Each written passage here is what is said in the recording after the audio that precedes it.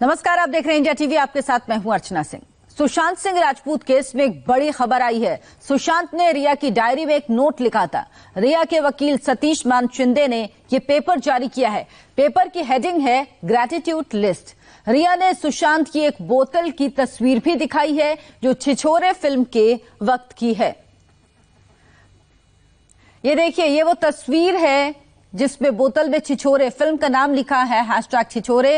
ये वो बोतल है जो रिया ने दिखाई और ये वो डायरी का पेज है जिसमें सुशांत ने लिखा है। ये रिया की डायरी है और इसमें सुशांत ने लिखा है। और ये जो लिस्ट आप देख रहे हैं जो 1 2 3 4 नंबर्स करके लिखे गए हैं, ये ग्रैटिट्यूड लिस्ट है। इसकी हेडिंग है ग्रैटिट्यूड लिस्ट। इंडिया टीवी संवाददाता राजीव सिंह इस वक्त हमारे साथ जुड़ गए हैं। राजीव, हम ये लिस्ट और ये बोतल दोनों ही दिखा रहे हैं, इसमें क्या लिखा हुआ है, क्या कुछ कहा है और ये क्या रिया की तरफ से जारी की गई है? बिल्कुल, देखिए, इसे आधिकारिक तौर पर रिया की तरफ से जारी किया गया है, इसको कह सकते हैं, क्योंकि रिया के वकील सतीश मान शिंदे, जब से एफआईआर दर्ज हुई थी बिहार पुलिस द्वारा, उसके बाद से सतीश मान शिंदे रिया को लगातार रिप्रेजेंट कर रहे हैं। उनके वकील हैं।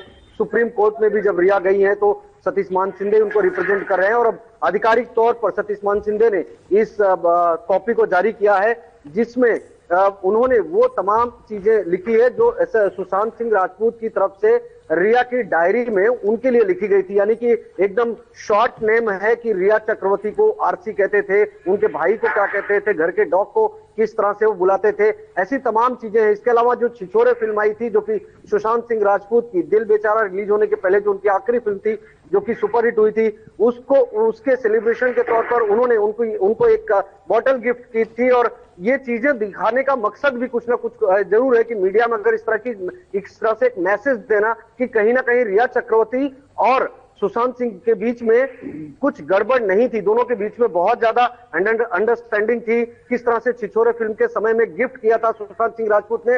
लेकिन अगर हम इसको बारीकी से देखें तो इसमें एक बात फिर जरूर खड़ी होती है कि अगर सब कुछ इतना अच्छा था तो आखिर 8 जून की रात को ऐसा क्या हुआ कि रिया चक्रवर्ती सुशांत का घर छोड़कर चली गई। और रिया अब दूसरी तरफ लगातार इस चीज को सुप्रीम कोर्ट से लेकर सोशल मीडिया तक, और अब उनके वकील भी इस बात को लेकर मीडिया में जा रहे हैं कि दोनों के बीच में रिश्ते बहुत अच्छे थे। और उसी कड़ी को दिखाने की कोशिश की जा रही है कि एसएसआर ने, यानी कि सुशांत सिंह राजपूत ने रिया चक्रवर्ती की डायरी में न कि सिर्फ रिया के लिए बल्कि उनके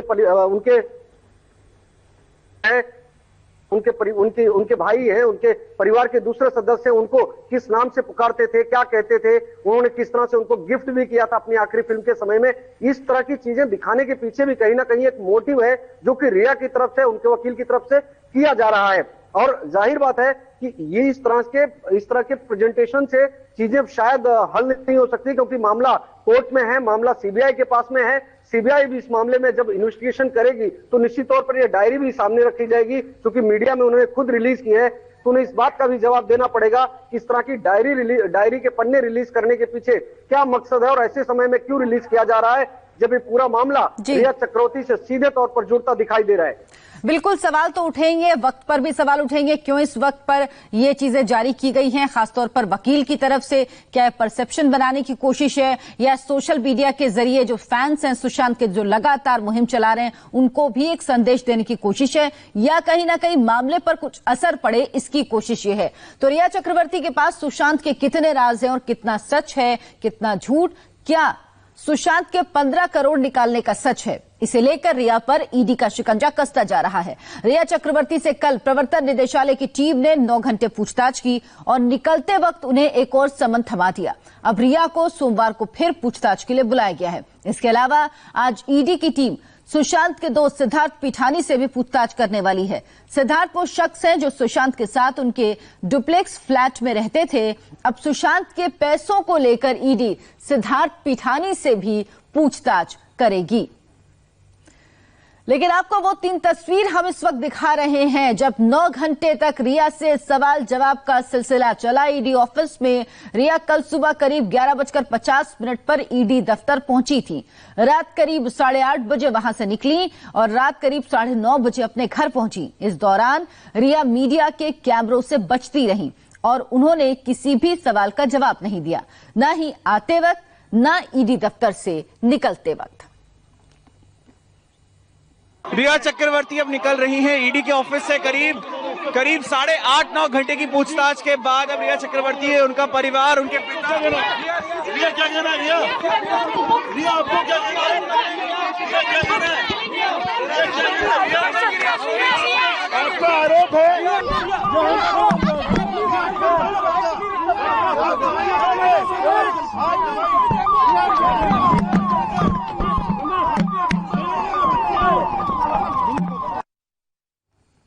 लेकिन रिया चक्रवर्ती की मुश्किल अभी खत्म नहीं हुई। असल में ये मुश्किल अभी शुरू हुई है। अभी पहले दौर की पूछताछ हुई है। अब रिया को ईडी की टीम ने सोमवार को फिर से पूछताछ के लिए बुलाया है। रिया को पूछताछ का ये समन कल ईडी दफ्तर से निकलते वक्त ही उन्हें थमा दिया गया। यानी ईडी के पास ऐसे कई सवाल हैं जिनके जवाब वो जानना चाहती है। रिया से सवालों की पूरी लिस्ट ईडी ने तैयार कर रखी थी। कुछ सवाल ऑन द स्पॉट पूछे जा रहे थे। इस टीम में कौन कौन शामिल हैं, ये आपको बताते हैं। Joint director Satyavrat Kumar, deputy director Kapil Raj, assistant director Archana, enforcement अफसर मोहित और इन्वेस्टिगेटिंग अफसर कुलदीप कुमार। ये वो टीम है जो रिया के सामने एक के बाद एक सवाल दाग रही थी।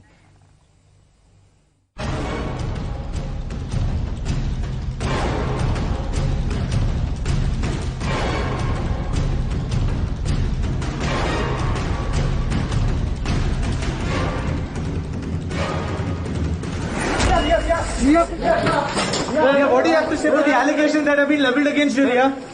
There are a lot of allegations against you, Riya. The father has said that you were involved. Mumbai में ईडी दफ्तर के बाहर की ये तस्वीर है। दर्जनों पत्रकार थे, लेकिन किसी के सवालों का एक भी जवाब नहीं दिया रिया ने। 10 दिन से लापता थी, लेकिन जब ईडी ने पूछताछ के लिए बुलाया तो दौड़ते भागते पूछताछ के लिए हाजिर हो गई। दोपहर में दफ्तर पहुंची और रात 9 बजे तक अपने घर पहुंची।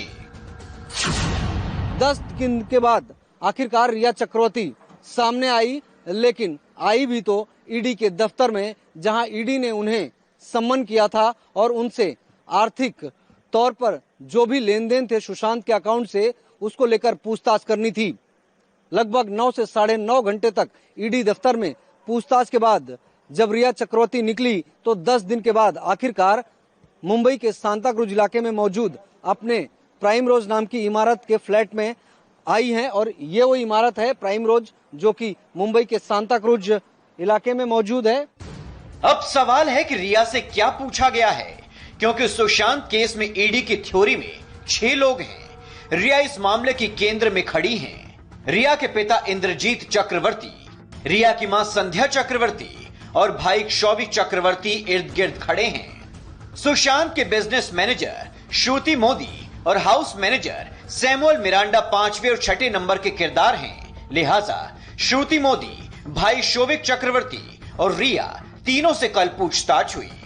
श्रुति मोदी सुशांत के बिजनेस मैनेजर थी, लेकिन बातें ज्यादा रिया से करती थी, इसीलिए ईडी के रडार पर श्रुति मोदी हैं। रिया का भाई क्षौभिक चक्रवर्ती इसीलिए रडार पर हैं, क्योंकि विदेश टूर पर रिया और सुशांत के साथ वो भी घूमने जाता था। सूत्रों के मुताबिक रिया से पूछा गया है कि आपके नाम कितनी प्रॉपर्टी है, प्रॉपर्टी कब बुक करवाई, कब रजिस्ट्री हुई, परिवार के नाम कितनी चल अचल संपत्ति है, खार ईस्ट जुहू तारा में फ्लैट कब और कैसे खरीदा, नवी मुंबई का उल्वे फ्लैट किसके नाम पर है, नवी मुंबई वाले फ्लैट के पते पर कितनी कंपनियां रजिस्टर्ड हैं, कंपनियों में सुशांत का कितना पैसा लगा है, सुशांत के कितने बैंक अकाउंट की जानकारी है, सुशांत के विदेश में किसी इन्वेस्टमेंट की जानकारी है, इनकम टैक्स रिटर्न के 3 साल की पूरी डिटेल क्या है। ईडी ने रिया से 2 चरणों में पूछताछ की। पहले चरण में रिया से पर्सनल सवाल पूछे गए, दूसरे चरण में रिया से प्रोफेशनल सवाल पूछे गए। कमाई से लेकर गिफ्ट तक के बारे में रिया से पूछा गया। भाई, माँ, पिता, सबकी कमाई के बारे में एक एक जानकारी ली गई, क्योंकि कहा जा रहा है कि रिया के बैंक अकाउंट का ट्रांजैक्शन लाखों में था और संपत्ति करोड़ों में थी। मुंबई के ईडी दफ्तर के बाहर हम मौजूद है और अभी रिया का भाई जो है शोभे यहाँ पर पहुंचा है। करीबन 1.5 घंटे पहले वो यहाँ से निकला था और वो सीधे गया था अपने घर यहाँ पर प्राइम रोज बिल्डिंग में, जहाँ जाकर उन्होंने कुछ डॉक्यूमेंट्स कलेक्ट किया और डॉक्यूमेंट्स लेकर फिर अभी वो 1.5 घंटे के बाद जो है यहाँ से फिर लौट कर आया है। जब हमने उनसे बात करने की कोशिश की, बिना बात किए सीधे अंदर चला गया और फिर से जो है डॉक्यूमेंट के साथ जो है अब रिया और इसके अलावा शोविक और उसके जो मैनेजर है, तभी तमाम लोग जो है उनसे अब पूछताछ यहाँ पर जारी रहेगी। रिया के अलावा कल 3 और लोगों से पूछताछ हुई। रिया का भाई शौविक चक्रवर्ती, सुशांत की मैनेजर श्रुति मोदी और रिया के सीए रितेश शाह।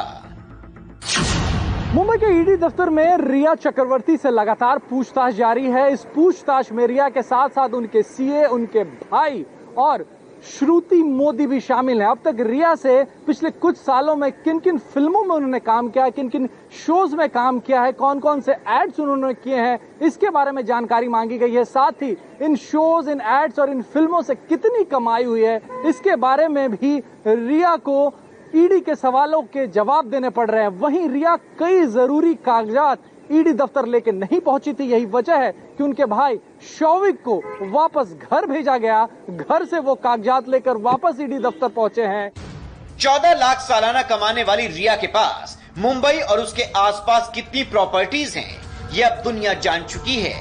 1,16,000 महीने कमाने वाली रिया के पास करोड़ों की दौलत कहां से आई? ईडी अब हर राज उगलवाने की कोशिश कर रही है, क्योंकि आत्महत्या की ये कहानी लव, धोखा और मनी के इर्द गिर्द घूम रही है। और रिया से ईडी की पूछताछ में नए डिटेल्स भी सामने आए। क्या है वो डिटेल्स, बताएंगे आपको।